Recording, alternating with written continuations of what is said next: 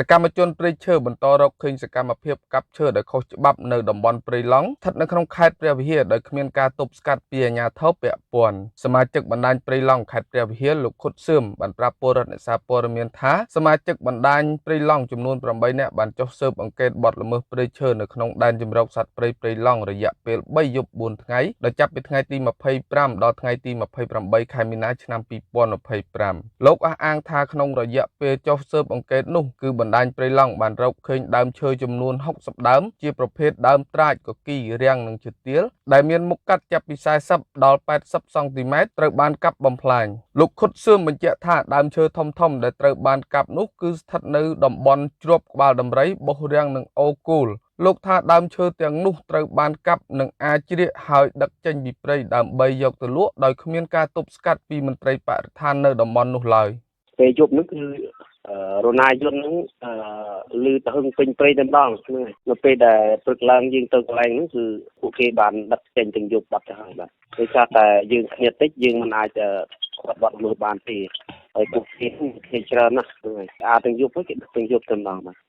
អ្នកសម្របសម្រួលបណ្ដាញព្រៃឡង់ខេត្តព្រះវិហារលោកស្រីថៃប្រាប់ថានៅក្នុងរយៈពេល2ខែចុងក្រោយនេះបទល្មើសព្រៃឈើនៅក្នុងព្រៃឡង់ខេត្តព្រះវិហារហាក់មានការកើនឡើងខ្លាំងលោកថារយៈពេល2ខែនេះបណ្ដាញព្រៃឡង់ខេត្តព្រះវិហារបានរកឃើញគល់ឈើជាង100គល់ត្រូវបានកាប់បំផ្លាញលោកស្រីថៃបានឲ្យដឹងថាក្រោយរកឃើញបទល្មើសលោកតែងតែរាយការណ៍ទៅឲ្យមន្ត្រីបរិស្ថានឲ្យបានដឹងដើម្បីធ្វើការទប់ស្កាត់ប៉ុន្តែមន្ត្រីទាំងនោះមិនបានបង្ក្រាបឲ្យទាន់ពេលវេលានោះទេបែរជាចោទសហគមន៍ថាផ្សព្វផ្សាយព័ត៌មានមិនពិតទៅវិញលោកថាស្នាក់ការបរិស្ថាននៅជាប់នឹងផ្លូវប៉ុន្តែអ្នកប្រព្រឹត្តបទល្មើសនៅតែអាចដឹកឈើចេញពីព្រៃបានដោយរលូនដែលលោកសង្ស័យថាអាចជាប់ពាក់ព័ន្ធនឹងអំពើពុករលួយណាមួយ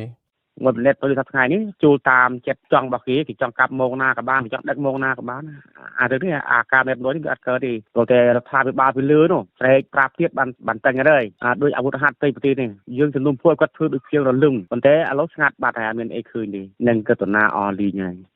អនុប្រធានមន្ត្រីបរិស្ថានខេត្តព្រះវិហារលោកមាសញឹមបានច្រានចោលការលើកឡើងនេះលោកថាបទល្មើសព្រៃឈើដែលបណ្ដាញព្រៃឡង់រកឃើញនោះមិនស្ថិតនៅក្នុងដែនសមត្ថកិច្ចព្រៃឡង់ខេត្តព្រះវិហារទេគឺស្ថិតនៅតំបន់ផ្សេងហើយមិនដឹងថានៅក្នុងខេត្តណាដែរលោកមាសញឹមអះអាងថាមន្ត្រីរបស់លោកតែងតែចុះល្បាតជាប្រចាំសម្រាប់ព្រៃឡង់ខេត្តព្រះវិហារប៉ុន្តែដីព្រៃឡង់ស្ថិតនៅក្នុងខេត្តផ្សេងគឺមន្ត្រីរបស់លោកមិនបានចូលល្បាតទេព្រោះស្ថិតនៅក្រោមការគ្រប់គ្រងរបស់ខេត្តនីមួយៗលោកបន្តទៀតថាមន្ត្រីបរិស្ថានខេត្តព្រះវិហារមិនបានបើកដៃឲ្យអ្នកប្រព្រឹត្តបទល្មើសព្រៃឈើដឹកជញ្ជូនកាត់ស្នាក់ការបរិស្ថាននោះទេលោកថាបើរកឃើញមន្ត្រីណាដែលអនុញ្ញាតឲ្យដឹកឈើកាត់មុខស្នាក់ការបរិស្ថានមន្ទីរនឹងមានវិធានការផ្លូវច្បាប់លើមន្ត្រីនោះ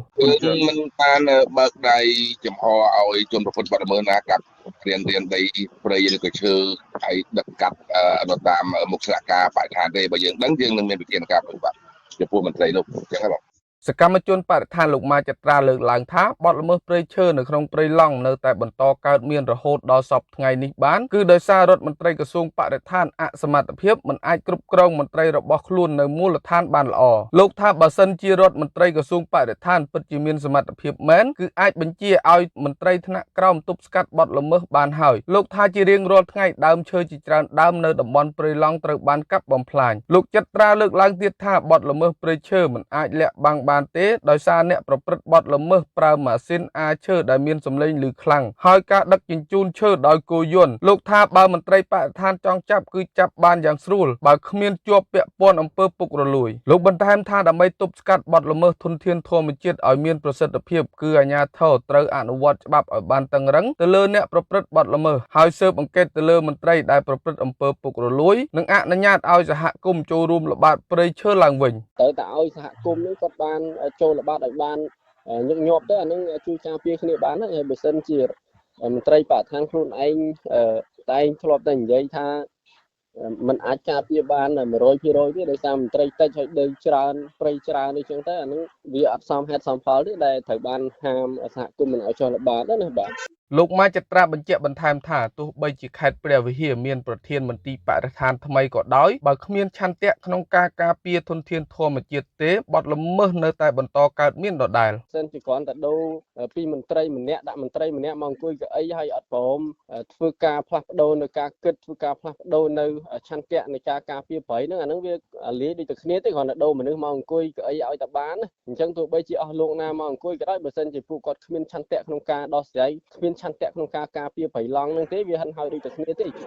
ព្រៃឡង់មានផ្ទៃដីសរុបចំនួន 431,684 ហិកតា ស្ថិតនៅក្នុងខេត្តចំនួន 4 រួមមានខេត្តក្រចេះ ខេត្តស្ទឹងត្រែង ខេត្តព្រះវិហារ ខេត្តកំពង់ធំ ព្រៃឡង់ជាព្រៃធំជាងគេនៅក្នុងប្រទេសកម្ពុជា មានសត្វព្រៃគ្រប់ប្រភេទរស់នៅ ហើយត្រូវបានរាជរដ្ឋាភិបាលចេញអនុក្រឹត្យមួយកាលពីខែឧសភាឆ្នាំ 2016 ដោយកំណត់ដាក់ជាដែនជម្រកសត្វព្រៃឡង់